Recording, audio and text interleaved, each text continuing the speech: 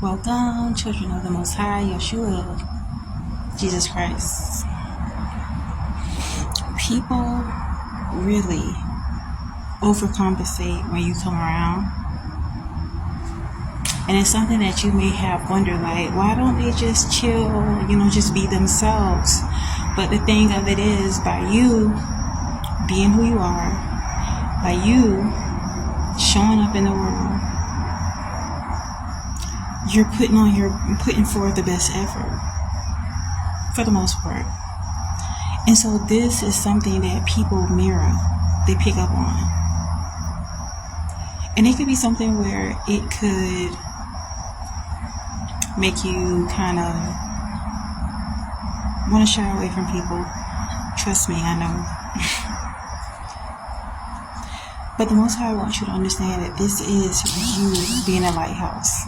You're being a beacon of light. You're shining brightly, confirm. You're shining brightly on others, giving them insight into how to be the best version of themselves. The opposite aspect of this, chosen ones, is that some people are not able to actually show up their best versions of themselves, so they may resent being in your presence. Whatever end of the spectrum that you are picking up on this from others, just know, trust, and believe that it really doesn't matter how they're able to resonate with your energy. Just continue being the energy that you feel comfortable with. This is an aspect of your work here in this earth realm. Remain true to you. Remain true to the Most High. And be the change that it is you want to see in the world. Because this is really what's happening.